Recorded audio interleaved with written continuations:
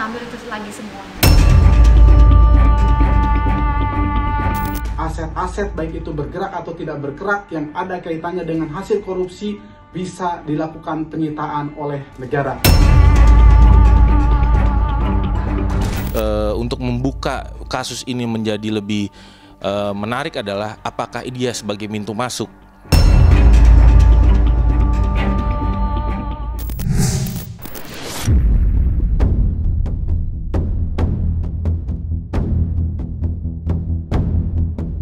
Kasus mega korupsi PT Timah yang dilakukan oleh suami Sandra Dewi, Harvey Moise, membuat masyarakat geleng-geleng kepala lantaran membuat negara rugi hingga 271 triliun. Atas kasus ini, kehidupan mewah Harvey Moise dan Sandra Dewi turut menjadi sorotan. Salah satunya ialah hadiah superior berupa pesawat jet pribadi tipe Bombardier Challenger 605 yang ia persembahkan untuk sang anak di hari ulang tahunnya kala itu. Jika menelisik lebih dalam, pesawat jet pribadi Bombardier Challenger 605 merupakan kapal terbang yang memiliki spesifikasi yang terbilang wah. Bagaimana tidak, pesawat buatan Amerika itu digadang-gadang memiliki kabin yang cukup lebar dan juga luas. Dilengkapi oleh dua mesin General Electric CF34-3B, membuat pesawat ini mampu menghasilkan daya dorong hingga 17.458 lbs dan menghasilkan kecepatan tertinggi hingga 870 km per jam dan memiliki kecepatan jelajah 490 knots. Maka dari itu, pesawat yang dimiliki oleh Harvey Moise itu sempat menjadi bahan perbincangan lantaran hanya beberapa orang di dunia yang memiliki pesawat yang amat mewah itu. Ya, ini pesawat kalau belinya pasti sama dengan pesawat-pesawat yang umumnya juga, bahwa bisa beli secara baru gitu ya, bisa langsung ke ini ya, ke pabriknya. Bisa juga sudah lewat market yang selanjutnya aftermarket gitu ya, jadi mungkin second hand lah gampangnya. Ada juga yang gitu. Kalau yang second hand mungkin akan jauh lebih mudah dan murah dan cepat dibandingkan kalau kita mungkin order dari pabriknya langsung. Sekali ya, persentasenya dibandingkan di luar negeri sangat jauh, karena kalau di luar negeri itu biasa orang punya pesawat tapi tidak pesawat mewah. Jet-jet pribadi ya, bukan, tapi pesawat-pesawat populer, artinya pesawat-pesawat baling-baling, karena mereka hobi, jadi aviation geek gitu ya. Jadi orang-orang yang hobi terbang, kalau itu pesawatnya sih pesawat yang jauh, mungkin perbandingan 1/20 kali ya harganya dari pesawat yang super jet, yang jet private itu lain banget harganya. Jadi kalau perbandingannya di luar, kalau yang private jet juga di sana juga tidak semua orang punya gitu ya. Jadi tapi kalau yang pesawat baling-balingnya karena mereka hobi banyak kali itu. Tapi kalau di Indonesia dua-duanya jarang. Jadi bisa dihitung lah dengan jarinya dua kali ya, jari tangan sama jari kaki kali ya, yang punya pesawat. Memiliki pesawat jet yang mempunyai spesifikasi super membuat Harvey Moise harus merogoh kocek yang cukup dalam. Ya, untuk satu unit pesawat bertipe Bombardier Challenger 605, suami Sandra Dewi harus merogoh kocek hingga 14,5 juta US dollar atau setara dengan 230 miliar untuk satu unit pesawat. Tak cukup sampai di situ, biaya perawatan pesawat ini juga terbilang cukup mahal.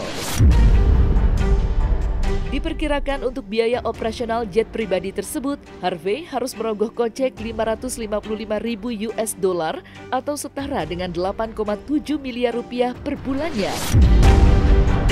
Biaya tersebut mencakup gaji kru, pilot, hanggar, dan lain sebagainya. Lantas, seperti apa penilaian pakar penerbangan soal pesawat jet pribadi yang jarang dimiliki oleh banyak orang itu? Dulu kalau kita order sebuah pesawat, tentunya sekali lagi sangat tergantung dari dari pabriknya lah gampangannya gitu ya. Jadi dari jumlah karyawannya menentukan kecepatan dia delivery ke si pemesan. Jadi kalau di TNI biasanya pesawat-pesawat itu kita pesan 3-4 tahun karena sampai proses dia menjalani ada belajar dulu, kemudian mekaniknya juga dikirim dulu. Tapi kalau pesawat pribadi lebih, karena biasa gini, dia pesawat juga dia beli tanda kutip krunya juga gitu ya. Karena kalau dia beli dia harus beli krunya. Kalau yang biasa di Indonesia, karena jarang juga pemilik pesawat bisa menerbangkan sendiri, jarang sekali. Walaupun ada. Jadi mereka biasanya beli sudah sama pilot ini Mbak, satu paket gitu. Misalnya Mbak punya pesawat nih, taruh di Halim. Nah itu atau ditaruh di Soekarno-Hatta, atau bisa di tempat lain yang ada tempat-tempat bisa dititipkan pesawat. Itu kita bayar charge untuk naruh tempat pesawatnya lah kasarnya, untuk garasinya lah. Garasinya betul. Itu kita bayar. Ya. Itu charge, ada charge yang kemudian take off landingnya juga kita harus bayar. Jadi kenapa bayar? Karena kita kan membayar jasa otorisasi jasa air navigation ya, airnav itu kan kita bayar. Jadi kita bayar untuk itu. Jadi ada landing fee, jadi kita ada cost yang memang, yang saya bilang bahwa tidak semua orang kan mampu lah kalau memang uangnya cuma pas-pasan gitu ya, nggak mungkin lah bisa punya pesawat. Iya betul. Kalau misalnya pesawat komersil itu kalau taruh lah gaji seorang penerbangnya range-nya dari mulai 20 sampai 70, bukan ada yang 100 lebih gitu ya. Nah kalau kita pelihara 2 orang dengan reserve mungkin pilotnya itu 3 orang gitu ya, dan mekaniknya belum, kemudian flight attendant-nya belum, mungkin sebulan nggak kurang dari 500 sampai 700 juta untuk bisa memaintain itu pesawat gitu. Iya, makanya jarang ya di Indonesia yang bisa punya pesawat sendiri gitu. Karena memang maintenance-nya mahal banget.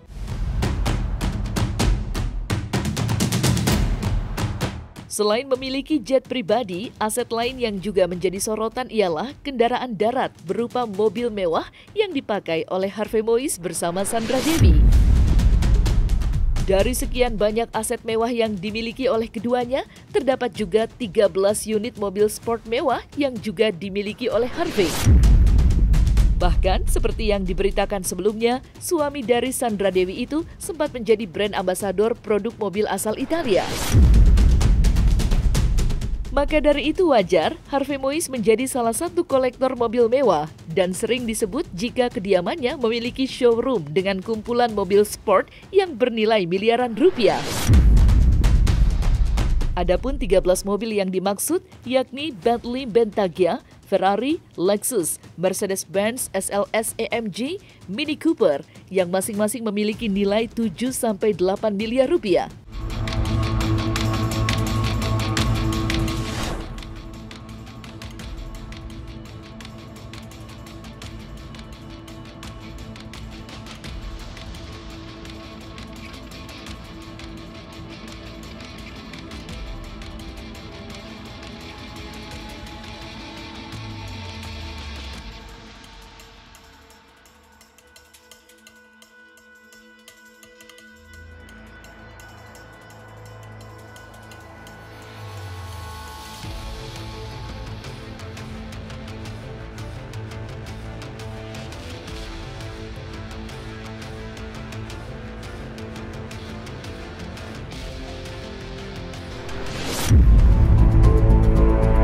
Dari sekian banyak mobil yang dimiliki Harvey Moise, terdapat satu mobil yang terbilang memiliki harga fantastis.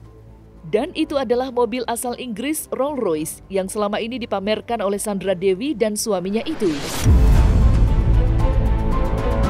Dilansir oleh media otomotif ternama, Rolls-Royce yang dimiliki Harvey adalah tipe Ghost Extended Wheelbase yang dibuat pada tahun 2013.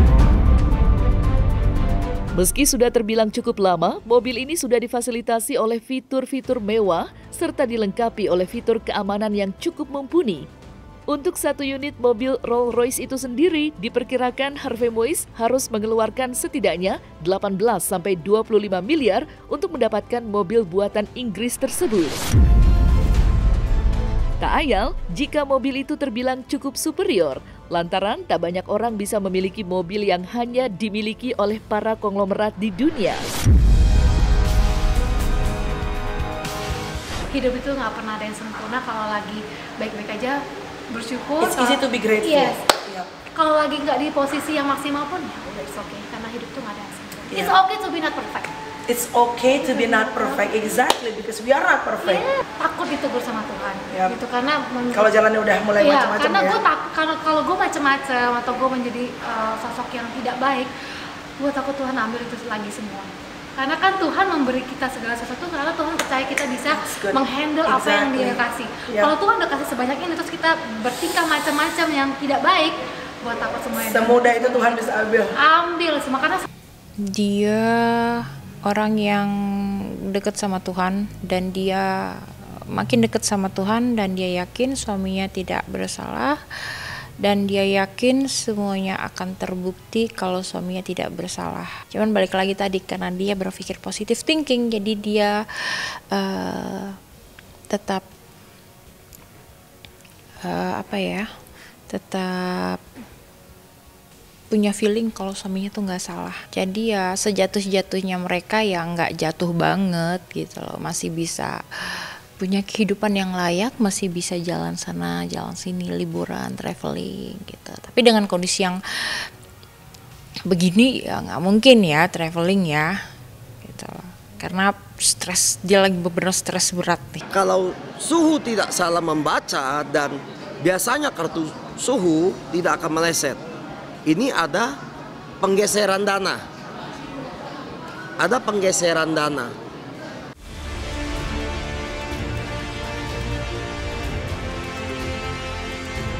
Dari semua apa yang dimiliki oleh Harvey Moise, nampaknya semua hanya bersifat sementara dan akan menjadi kenangan. Bagaimana tidak, untuk membeli semua aset-aset mewah tersebut, Harvey ternyata menggunakan uang hasil tindak kejahatannya mengkorupsi hasil PT Timah yang telah merugikan negara sampai 271 triliun rupiah. Lantas, akankah semua aset milik Harvey Moise akan disita dalam waktu dekat? Jadi sudah dipastikan bahwa semua aliran dana korupsi, aset-aset baik itu bergerak atau tidak bergerak yang ada kaitannya dengan hasil korupsi bisa dilakukan penyitaan oleh negara. Nah, justru di sini adalah untuk membuka kasus ini menjadi lebih menarik adalah apakah dia sebagai pintu masuk HM ini membuka, itu pasti bisa berdampak meringankan. Nah, tapi kalau ditanya konsekuensi hukumnya dari HM ini adalah kita lihat pasal yang disangkakan, yang mungkin yang saya baca di pemberitaan di media itu kan pasalnya 2, pasal 3 dan sebagainya. Itu masih dapat bisa berubah. Nanti ada surat dakwaan. Ya kan, surat panggilan pertama itu, nanti surat dakwaan nanti kita lihat nanti surat dakwaan dan juga nanti apakah dapat dibuktikan di surat tuntutan. Nah, kita lihat nanti di situ. Pasal apa yang disangkakan nanti. Tapi kalau pasal 2, pasal 3 itu kan ada minimal 4 tahun, ada 20 tahun, ada seumur hidup dan dapat dihukum mati. Harus ada satu upaya yang tegas ya. Dengan upaya tegas saja tidak menutup kemungkinan orang-orang lain tetap saja ada korupsi. Harusnya kalau melihat ada orang yang kena hukumannya cukup tinggi gitu ya, bahkan untuk pasal 3 dari itu ancamannya bisa seumur hidup loh ya. Artinya kan cukup tinggi nih. Nah, jadi melihat ancaman yang seperti itu harusnya kan orang-orang lain di luar sana jera atau kemudian itu menghindari dia untuk tidak melakukan kejahatan korupsi ya karena tahu hukumannya. Nah, tapi tetap juga ada. Nah, jadi harapan saya itu adalah ya jangan jemu-jemu terus melakukan penegakan hukum, melakukan penindakan kepada orang-orang yang menimbulkan kerugian negara. Pasti untuk kejaksaan pasti punya strategi khusus lah gitu ya. Pasti mereka punya strategi yang mana nanti akan dibuka di persidangan. Tapi pastinya dari rekening bank, rekening PT, bahkan rekening-rekening pribadi itu pasti sudah dilakukan upaya pemblokiran, freezing dulu semuanya, nggak bisa. Bahkan mungkin ada pencekalan mungkin bisa terjadi, pencekalan dari keluarga ataupun dari komisaris daripada perusahaan supaya tidak menghilangkan barang bukti, diduga merusak barang bukti atau kabur, kan gitu. Pasti ada strategi itu pasti. Istri bisa terjerat juga apa tidak? Pasti bisa. Kalau memang dapat dibuktikan. Potensi istri, saya ngomong potensi istri ataupun SD ini untuk diperiksa pasti ada potensi itu pasti ada, karena bisa dicek mungkin apakah di PT itu dia sebagai pemegang saham, di PT induk ada holding, ada sister company, ada anak perusahaan gitu, apakah dia terima aliran dana dari si CSR ini, itu kan bisa dirangkai nanti. Kalau ada sahamnya di situ berarti kan ada dividen. Berarti kan si SD ini, Sandra Dewi diduga menerima dividen dari follow the money yang awal dari si CSR yang ilegal, diduga ilegal lah. Kita sebagai orang hukum harus menyebutkan diduga, karena ini belum ada putusan hukum. Jadi kita harus tetap berprinsip ini praduga tak bersalah.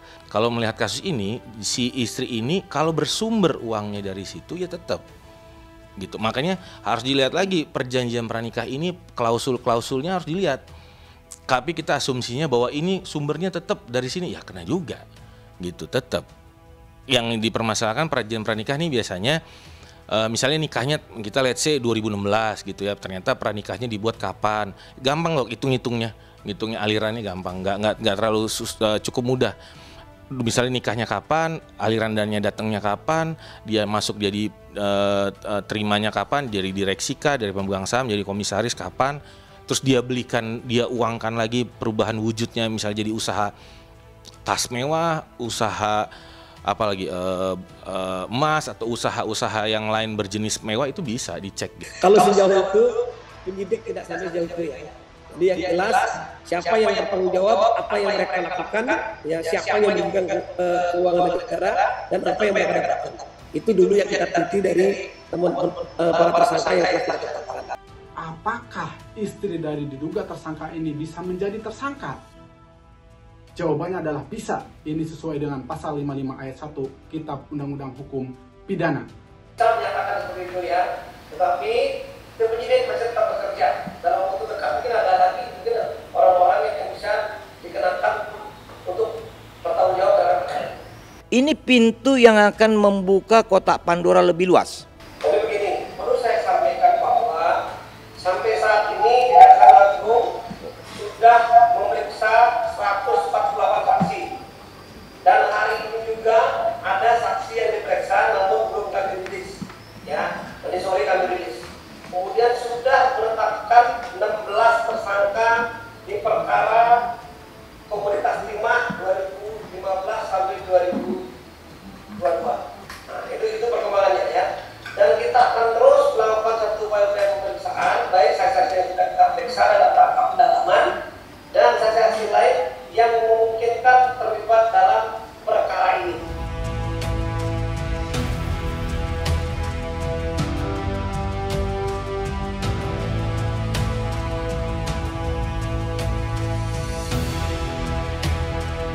Nah, selesai sudah Cumi Lovers, saksikan terus Cumi Camp In-Depth, kabar lengkap, mendalam, dan akurat dari narasumber terpercaya. Dan jangan lupa untuk like, subscribe, dan juga share channel YouTube Cumi Cumi.